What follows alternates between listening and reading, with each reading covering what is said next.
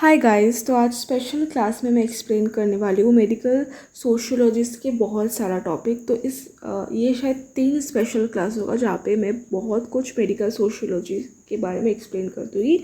मैंने अलग से इस टॉपिक का नाम दे के वीडियो नहीं बनाया बिकॉज इसमें ना ये जो मेरे पास जो ये PDF वाला नोट्स है इसमें बहुत वास्ट टॉपिक इंक्लूडेड है।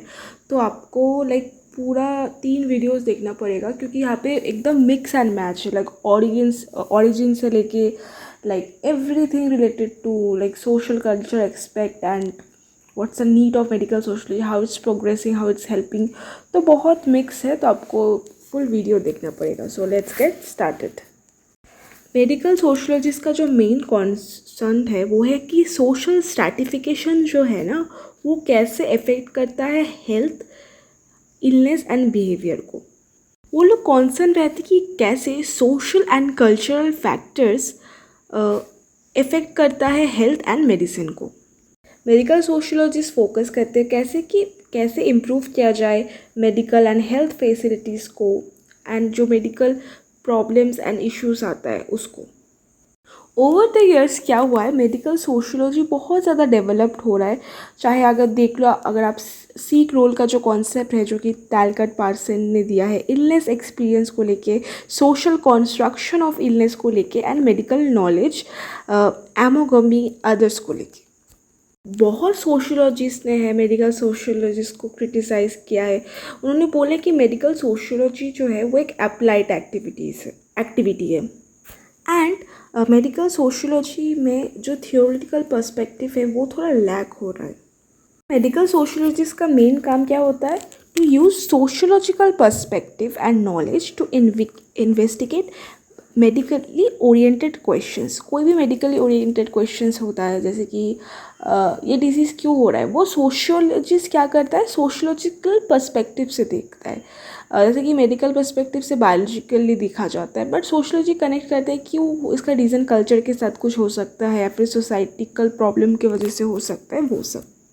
जैसे कि मैंने पहले भी बोला, मेडिकल सोशियोलॉजिस्ट का मेन काम होता है मेडिकल प्रॉब्लम्स को सॉल्व करना and to improve the medical care. Medical care मतलब टू सी कि लोगों में समानता से मेडिकल फैसिलिटीज़ प्रोवाइड हो रहा है या फिर क्या प्रॉब्लम्स हो रहा है वो सब देखना।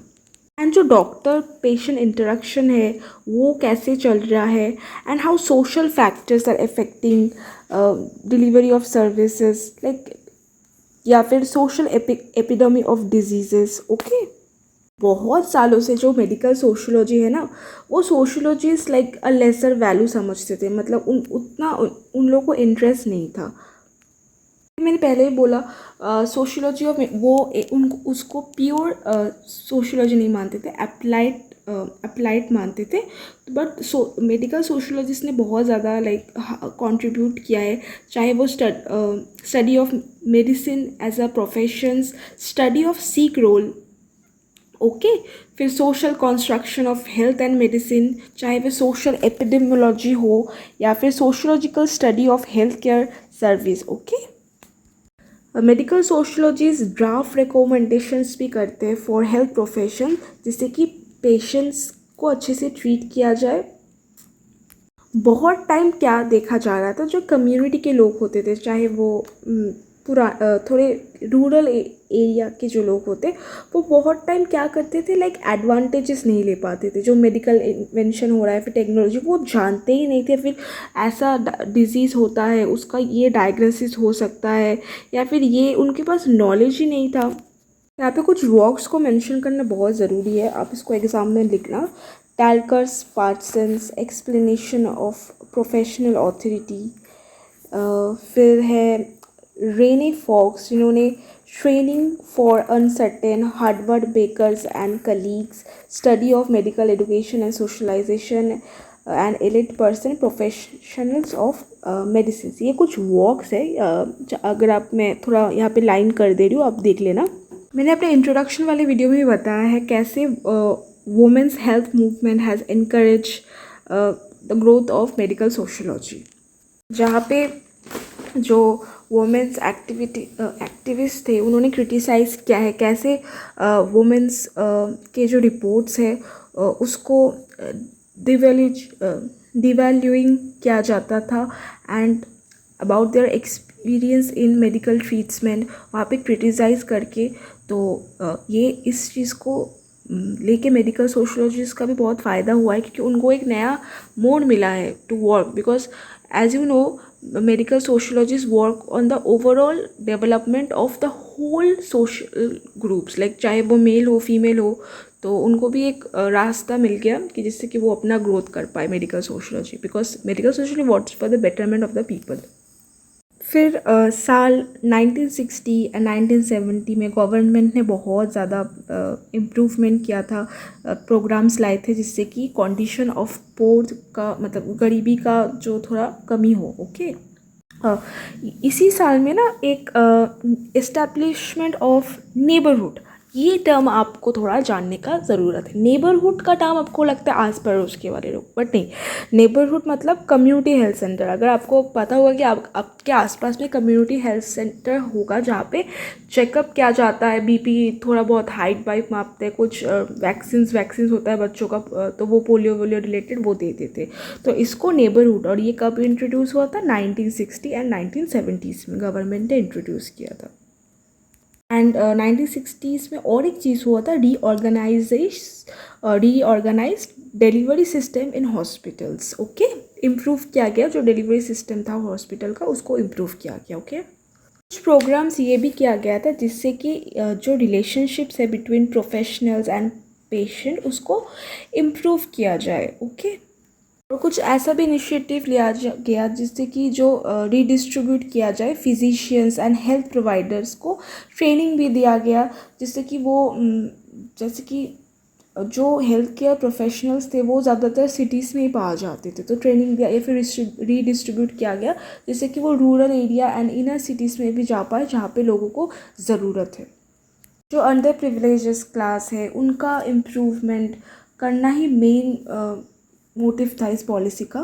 मेडिकल सोशोलॉजिस्ट क्या करते हैं, वो देखते हैं that how ethnicity, gender, age, socio economic status, ये सब जो मेडिकल फैसिलिटीज है इसको वैरी करता है। ओके, जो मेडिकल सोशोलॉजिस्ट है उनका मेन एक काम है, रोल करते हैं अप्लाइड इन्वेस्टिगेटर। इसको याद रखना, अप्लाइड इन्वेस्टिगेटर का काम करता है, और टेक्नीशियन जो कि आंसर प्रोवाइड करता है डिफरेंट हॉस्पिटल, एजेंसीज या फिर गवर्नमेंट या फिर मेडिकल स्कूल्स को। ओके, और ये भी देखता है कि कैसे सोशल स्ट्रैटिफिकेशन जो है सोसाइटी में, आपको पता है सोशल स्ट्रैटिफिकेशन क्या है, तो वो पहले आप थोड़ा रिसर्च करके, social stratification like ranking society में जो होता है, या फिर सोशलाइजेशन, एक इंसान को ऐसे समझाया जाता है कि डिजीज़ या फिर इलनेस एक अच्छा बात है, बचपन से उसको सिखाया जाता है, या फिर गलत बात है, वो सोशलाइजेशन है। फिर सोशल ऑर्गेनाइजेशन, आपका जो सोशल ऑर्गेनाइजेशन है वो आपको इन्फ्लुएंस कर रहा है या फिर डिस्क्रेट कर रहा है कोई डिजीज़ को लेकर, फिर पावर एंड इन्फ्लुएंस, कैसे ये सब चीज़ें हेल्थ को फैसिलिटेट करता है या फिर हेल्थ को एम्पावर करता है। ओके, ये भी देखता है कैसे political institution and economic interest also influence the structure of care. जैसे कि मैंने पहले भी बोला है, इकोनॉमिक इंटरेस्ट आपको पता ही होगा, जैसे कि आपको मैंने पहले भी एक्सप्लेन किया है, richer people are more healthy compare to poor people due to less facilities. Okay, political thing, you know, एक स्टेट कैसे इनिशिएटिव ले रहा है to improve the health of their facilities, जैसे कि आपको इंडियन गवर्नमेंट क्या क्या स्टेप्स ले रहा है वो मैं आपको दूसरे वीडियो से बताऊँगी जिससे कि हम लोग के हेल्थ या फिर जो रूरल पीपल है उनको, जैसे कि आयुष्मान कुछ स्कीम है जिससे कि लोगों को हेल्प हो जाए, या फिर कोई वैक्सीनेशन स्कीम्स, ये सब गवर्नमेंट इम्प्लीमेंट कर रहा है for the betterment of their people, ये सब भी मेडिकल सोशियोलॉजी स्टडी करता है। Okay, sociologist, medical sociologist. यहाँ पे एक बहुत ही अच्छा टर्म लिखा हुआ है, medical sociology can be defined as the bridge between social factor and health. इसका मैं थोड़ा एक्सप्लेन करना चाहूँगी कि हेल्थ में बहुत टाइम क्या होता है, सोशल फैक्टर्स को इग्नोर किया जाता है, but no, social factors are very important component of health. तो मेडिकल सोशियोलॉजी यही जो गैप है इसमें एक ब्रिज बनाता है, इंक्लूड करता है सोशल चीज़ को हेल्थ में। ओके, मेडिकल सोशियोलॉजीज टेस्ट करते हैं hypothesis using medicine as an area. Okay, यहाँ पे और एक बहुत अच्छा लाइन मुझे मिला and I want to share with you. Sociology जैसे कि क्या है? सोशियोलॉजी है systematic study of human behaviour in the social domain. ठीक है, ये सबको पता है कि सोशल बिहेवियर जो होता है उसको स्टडी करता है सोशियोलॉजी. मेडिकल सोशियोलॉजी क्या है? Is about systematic study of how humans learn to tackle issues of health. तो मेडिकल सोशियोलॉजी ये स्टडी करता है कि इंसान जो है उसको कुछ भी डिजीज़ होता है, इलनेस, हेल्थ डिसऑर्डर होता है, वो उसको कैसे टैकल करता है और कितना नॉलेज है उसको इस चीज़ के बारे में. In general health related care about for healthy and sick. Okay, तो ये भी आप देखोगे एक ह्यूमन बिहेवियर ही होता है कि वो कैसे टैकल करता है. कुछ कुछ इंसान टैकल नहीं कर पाते हैं, जैसे कुछ कुछ लोग डॉक्टर्स के पास नहीं जाते, कुछ कुछ लोग आयुर्वेदिक दिखा लेते हैं. ये भी तो एक टैकल करने का मेथड है ना. तो मेडिकल सोशियोलॉजी से ही देखते हैं कि कैसे टैकल किया जाता है. ओके, ये बहुत ही अच्छा था. इसको अगर आप समझ जाओगे ना तो आपको पूरा चैप्टर ही समझ में आ जाएगा. नाउ HMO मतलब हेल्थ मेंटेनेंस ऑर्गेनाइजेशन. ये एक नेटवर्क है that provide health insurance coverage for monthly and annual fees. Okay, ये उतना आपको जानने का ज़रूरत नहीं, बट थोड़ा सा जान लो. नाउ यहाँ पे कुछ इम्पॉर्टेंट चीज़ आ रहा है. दैट इज़ इंडिया में क्या होता है? Disease is seen as a man disobedience of nature and religious law. तो ऐसे जैसे आप सभी को पता है कि इंडिया एक बहुत ही सुपरस्टिशियस कंट्री है. तो हर चीज़ को वो लोग नेचुरल या फिर रिलीजियस लॉज के साथ रिलेट करते हैं. तो जैसे कि वो लोग मानते हैं कि इंसान ने ज़रूर नेचर के साथ कुछ गलत किया था या फिर पुराने जन्म में कुछ गलत किया था, इसलिए उस जन्म में उसको डिजीज़ हुआ है या फिर कुछ लाइफ प्रॉब्लम हुआ है. जैसे कि एक थ्योरी है कि अब जैसे आपको पता है कि पुनर्जीवन, पिछला जन्म, जन्म तो ये सब एक थ्योरी है. तो ये सब रिलेटेड अगर आपने पिछले जन्म में कुछ पाप किया होगा तो इस जन्म में आपको डिसीज है. तो एक सिंपल नॉलेज है. जैसे कि और एक थ्योरी है, जैसे कि अगर किसी ने पिछले लाइफ में किसी ब्राह्मण को किल किया था, वो अंधा होता है इस जन्म में. तो एक ब्लाइंड पर्सन जो आपको दिखता है वो ज़रूर किसी ब्राह्मण को पिछले जन्म में मारा था, ये लोगों का मानना होता है. इसलिए वो ब्लाइंड, या फिर किसी क्रो को किल किया था, कौवे को मारा था, इसलिए वो ब्लाइंड है. ये एक मिसकंसेप्शन है. तो लोग तो बहुत ही ज़्यादा मिसकंसेप्शन रखते हैं हेल्थ को लेके इंडिया में. जैसे कि लोग बहुत ज़्यादा गुरु या फिर संत में बिलीव करते हैं, जिससे कि वो लोग मानते हैं कि अरे डॉक्टर के पास कौन जाएगा, चलिए लोकल गुरु के पास जाते हैं, संत के पास जाते हैं.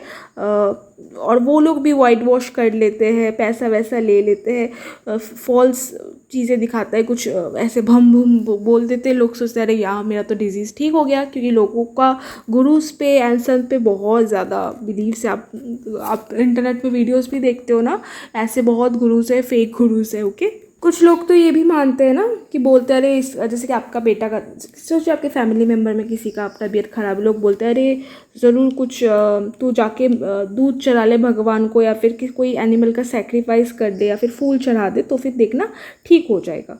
जैसे कि इंडिया में आप देखोगे कि घरेलू नुस्खे तो बहुत ज़्यादा होता है. जैसे कि क्या घरेलू नुस्खे बताऊँ कि किसी का अगर कुछ डिजीज़ होता है तो बोलता है नॉर्थ की तरफ लेट के सो तो देखना ठीक हो जाएगी. तो इंडिया में ये सब चलता ही रहता है, जुगाड़ू टाइप का चीज़ है. ओके, कि बहुत ज़्यादा लोग कैरिस्मेटिक लीडर आपको पता है, कैरिस्मेटिक ऑथोरिटी कॉन्सेप्ट किसने दिया था? Max weber. वैसे कैरिस्मेटिक लीडर जिनको लोग मानते हैं कि इसमें कुछ पावर है, या फिर उनका लोग बहुत बातें मानते हैं. तो ऐसे कैरिस्मेटिक लीडर्स के पास भी जो लोग जाते हैं वो लोग कुछ मंत्रस बोल देते हैं, चांस बोल देते हैं, जिसको लोग सोचते हैं कि अरे ये बोल देंगे तो ठीक हो जाएंगे. ओके, किसी ने कमेंट किया था, मतलब एसिक्रेचन, मैं नाम नहीं प्रोनाउंस कर पा रही हूँ, बट अब PDF में देख लेना, क्या इतना इंपॉर्टेंट तो है नहीं, बट PDF में नाम देख लेना. और उन्होंने ये कमेंट किया था 1942 में. उन्होंने बोला था 17th century Europe, the American Indian medicine would not have been seemed strange and primitive in such way of cubing, bleeding, pearling herbal remedies. Some forms of surgeries and even some exorcism. तो उनने क्या बोला था कि पहले के लोग जो पहले के टाइम पे हर्बल रेमेडीज़ इसको स्ट्रेंज नहीं मानते थे, या फिर सर्जरी या फिर एक्सॉर्सिज्म। एक्सॉर्सिज्म को पता है क्या है? किसी के अंदर भूत आ जाता है तो एक्सॉर्सिज्म क्या जाता है, लाइक आप हॉरर इंग्लिश फिल्म्स पे देखे हो कि एक्सॉर्सिज्म इसको नॉर्मल माना जाता था, बट अभी के टाइम पे अगर ये सब आप करोगे तो स्ट्रेंज दिखेगा। ओके, और ये सब बिलीव्स होता था पहले के टाइम पे, 17वीं सेंचुरी में ये सब कॉमन हुआ करता था। बट दिस नाउ अगर आप किसी का तबीयत ख़राब हो गया, वो पागल की तरह हरकत कर रहे हो, तो आप एक्सोर्सिज्म करोगे तो it's not applicable now days. तो गाइस मैं यहाँ यही तक रख रही हूँ। नेक्स्ट शायद इसका मैं ना मुझे लग रहा है 4 पार्ट बनाना ही पड़ेगा, क्योंकि नोट्स मेरे पास इतना है एंड मैंने सोचा था आज एक्सप्लेन कर दूँगी, बट बहुत बड़ा हो जा रहा है video and I don't want to make it big. I hope आपको समझ में आया होगा and thank you for watching and next part भी आप देखना। बाय गाइस, एंड कुछ डाउट होगा तो कमेंट सेक्शन में बताना एंड PDF मुझे कमेंट्स में लिखना, मैं अपने टेलीग्राम ग्रुप आपके साथ शेयर कर दूँगी। Thanks for watching, bye guys.